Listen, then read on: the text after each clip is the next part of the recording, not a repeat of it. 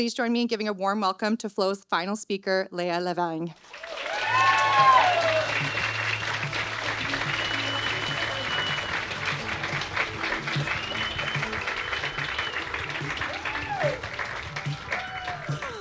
Oh my gosh. Okay, I curse Izzy for having me go last following those two. Amazing. Okay. Well, that was a cool one. We should give that a moment. Oh, yeah. Who made that? Cool. Hi, everyone. I just have to feel the room a bit. I feel like I've been shaking backstage for a little too long. Okay. All right.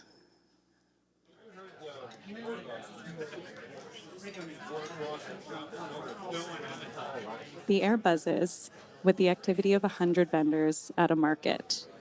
Creatives and collectors gathered to sell their wares and tell their stories. The hum of conversations blends with the bursts of laughter and faint sound of background music from a nearby booth. Somewhere, I can hear someone over-enthusiastically explaining where they sourced this antique set of wine goblets, while the smell of coffee wafts over, taunting me with the promise of caffeine I can't leave my booth to get.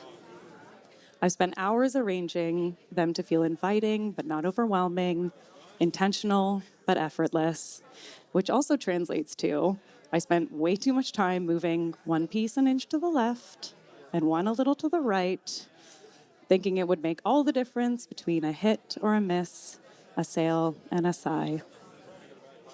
I'm standing behind my table trying to hold my approachable but not pushy smile in place, hands anxiously toying with the edges of the display as if to reassure myself that everything is still in its place.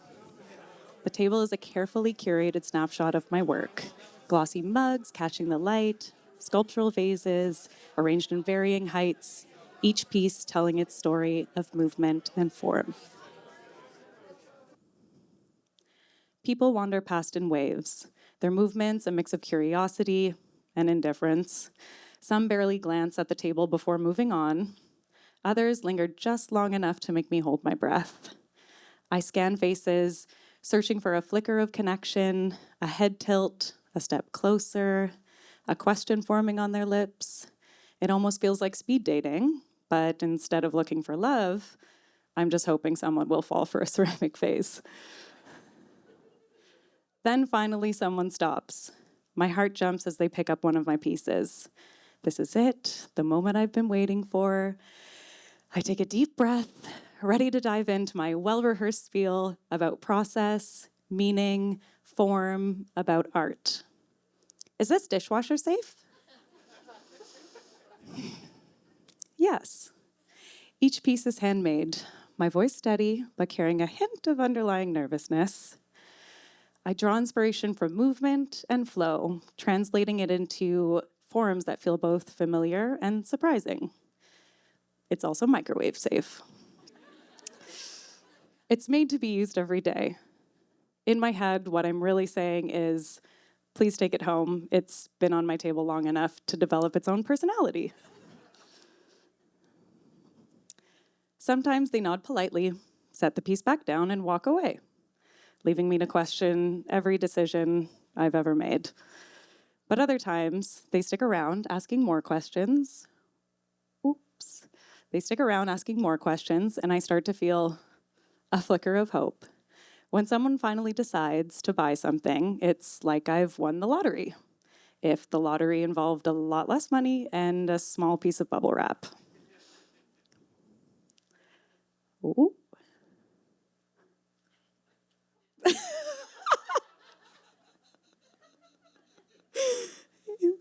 Uh-oh.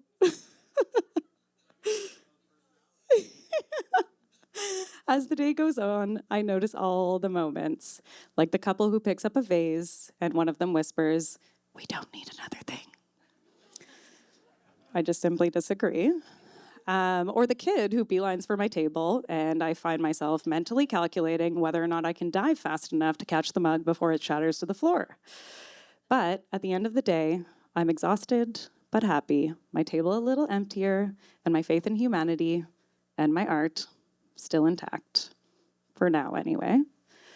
The market has that kind of energy that's both exhilarating and exhausting. It's a constant push and pull, trying to connect with strangers, hoping they'll see what I see in my work. But even as I stand there, feeling every small triumph and doubt, I know this isn't where the magic really happens. That happens in the studio. Time blurs and distractions fade as the creative process pulls me in. It's not about impressing anyone or crafting the perfect display. It's about the joy of making and the quiet conversations between my heart, my hands, and the clay. When I think about flow state, it feels like stepping into a current that carries me forward. It's that sweet spot where everything else falls away. Time, distractions, even the awareness of my surroundings, and I'm completely immersed in the process. In the present, in the now. There's no second guessing, no overthinking, just the sense of being fully here, alive and in sync with what I'm creating. It's a deeply focused state, but not a rigid one. My decisions are intuitive, almost automatic, like my hands know what they're doing before my head even has a chance to intervene. Being in flow can feel magical, but it has its curses. On the positive side, it's deeply fulfilling and productive. When I'm in that state, I make connections I might not otherwise see, subtle details, new ideas, creative solutions.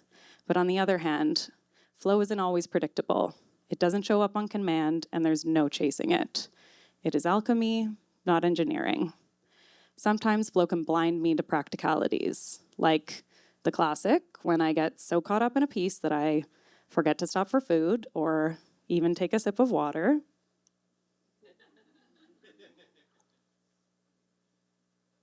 Okay. Or the lesson I seem to never learn when I build some elegant but ridiculous precarious sculpture with no safe way of transporting it in and out of the kiln. And I'm talking hours of tedious, intricate work crumbling in front of my eyes. In the end, it's all part of the process, whether or not there's something material to show for it.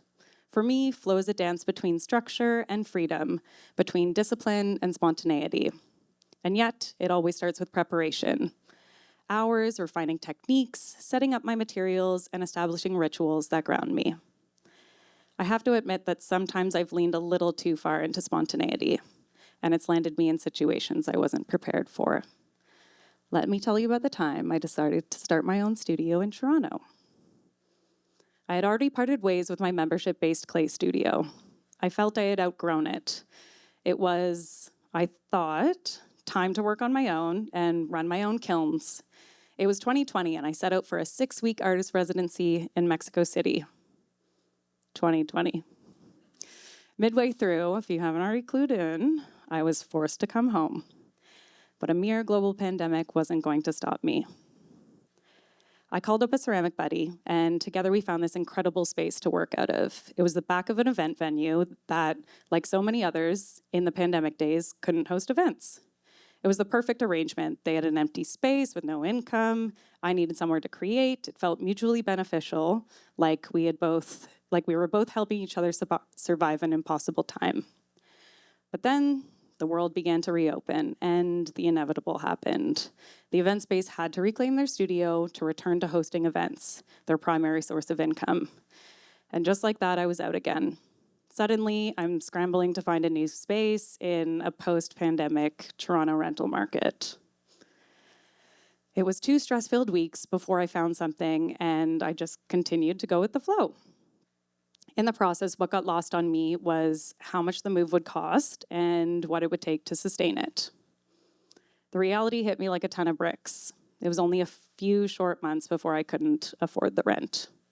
I had no choice but to shut everything down. I felt like I had let everyone down. Myself, my studio mate, my space manager who jumped through hoops to set up my kiln and took a chance on us. And to top it all off, I was in the middle of some projects with deadlines I just wouldn't meet. The reality hit me like a ton of bricks. It was only a few short months.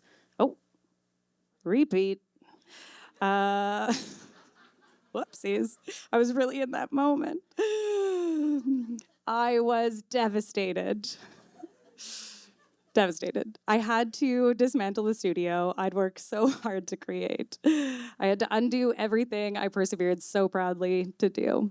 Half of my materials and equipment had to be thrown out, the rest packed into a U-Haul, which felt like a cruel game of Tetris, trying to figure out what I could keep and what I had to let go of. Then I drove back to Ottawa, back to my parents' house, back to the beginning. To say it was earth-shattering doesn't even begin to feel enough. I had worked for years to build my independence, to create something meaningful, and it was all gone. Moving back in with my parents felt like a terrible step backwards. Like everything I had worked for had crumbled, like all the progress was lost, and like it had never happened. I carried this weight of a mix of failure, grief, frustration with myself for not being more prepared for months. And yet, as painful as it was, that chapter taught me something essential. Sometimes when the foundation you've built isn't strong enough, you have to let it all collapse to rebuild. Moving back to Ottawa gave me the chance to start a clean slate, to rethink what I wanted, and to approach it with more intention. In time, I was able to build not just a new studio, but a community that I'm deeply proud of. Often, as a ceramic teacher, I encourage this way of learning through absolute and total failure. In my classroom, with my experience, I could tell you exactly how that piece you're attempting to make will turn out, but what's the fun in that? Did you come to my class for ceramic theory or to get your hands dirty and try something new? You'll definitely get a bit of both. But to quote the great Miss Frizzle, I'm more of a take chances, make mistakes, get messy type of gal. This is the painful irony of flow. You can only get there through clunky, painful, shriek-inducing, head-banging trial and error. But once you're there, it's about trusting the process, embracing the mistakes, and allowing spontaneity to take over. One area of my practice involves a method called slip casting, a technique where liquid clay is poured into a plaster mold. This allows the clay to build up a layer on the mold's inner walls, creating a hollow ceramic form with the mold's shape only once the excess slip is poured out. There's an inherent rhythm to this process. Pour, wait, release, repeat. The repetition is meditative, almost hypnotic, and creates space for flow to emerge. For anyone who has ever looked up methods to improve their productivity, you may have come across the Pomodoro method, a time management technique where you work on a task for a focused 25-minute intervals, followed by 5 short 5-minute breaks, aiming to improve productivity by maintaining concentration and preventing burnout. The rhythm and flow of slip casting has that magically built in. And of course, every so often, a mold doesn't behave the way I expect it to, and I have to pivot. Sometimes that unexpected imperfection sparks an idea I wouldn't have otherwise discovered. I think they call it a win-win. Before I became a ceramic artist, dance was my language of expression, a way to channel emotion, energy, and story through movement. I spent years as a professional dancer, and while my medium has shifted from my body to clay, the connection between these two worlds are closer than you might think. Though, thankfully, my clay doesn't require a full face of makeup and a costume change. While I'm working with clay, I often feel the same sense of flow I experienced in dance. A rhythm, a momentum that carries me through the process. There's a kind of choreography in the way that I handle materials. The movement of my hands shaping the clay, much like a dancer shapes the space with their body. Clay, when freshly worked, is fluid and responsive, almost like a dance partner who lets you lead. Until, of course, they're tired and they decide they would rather nap. Clay does the same. But as it dries and hardens, it becomes fixed like a performance, where ephemeral moments are made concrete only in the memory of those who witness it. This perspective informs every stage of my design process. When I begin a piece, I think about how it might move through space, even though it's a static object. I want my ceramics to feel alive, to capture a sense of motion, even in their stillness. Sometimes this means designing sweeping, curved forms that echo the lines of a dancer's body. Other times, it can be about the discipline of dance. My fleur cups demonstrate the symmetry, the repetition, the clean lines of a perfected movement. They hold a softness and fluidity in their rounded petals, like organic gestures of the body in motion. Even the way they stack echoes the way dancers create shapes together on stage. Individual forms coming together in harmony, a balancing act of strength and delicacy. Or at least that's what I tell myself when a vase wobbles slightly on its base. For me, these works are a performance eternalized in clay. Even when I approach the creative process itself, draws from my dance training. In the studio, I treat preparation and practice as a kind of warm-up, just like a dancer stretches and rehearses before stepping on stage. Of course, now my warm-up is just me staring at a lump of clay and wondering if I should watch a YouTube video again. But once the work begins, it's about being in the present, in the moment, letting instinct and muscle memory take over. There's a trust in the process, a willingness to embrace the unexpected, because as in dance, the most beautiful moments often happen when you allow yourself to improvise. One of my favorite things about both dance and ceramics is how they both ask you to be in tune with the physical world. In dance, you're hyper-aware of your body, the space around you, the energy of the audience. In ceramics, it's about being attuned to the material, the way the clay feels under your fingers, the sound of the wheel, the weight of a piece as you lift it. Both practices ground me in the present, reminding me to slow down, to notice, to connect. And sometimes to remind myself to not hold my breath at the wheel, because passing out at the wheel is decidedly ungraceful. Ultimately, my journey from dance to ceramics isn't about leaving one art behind for another. It's about carrying the lessons of movement, flow, and expression into a new medium. The stage may look different, but the performance continues. And honestly, it's a lot easier to clean clay off my hands than it is to get glitter out of my hair. In both practices, I've learned that magic isn't in the perfection, but in embracing the process. The unexpected turns, the failures that teach, and the small moments of discovery. It's about finding joy in the work itself, whether that's on stage or at a wheel, and letting that joy guide the outcome. In ceramics, in ceramics, it's about being attuned to the, rewind. Wow, I really should have gone over these slides. Letting the joy guide the outcome. As I close, I encourage you to look for your own intersections of passion and craft. Think about how your daily routines might become moments of creativity and flow, whether that's cooking, writing, or something else entirely. There's power in being present, in celebrating imperfection, and in finding joy wherever it appears.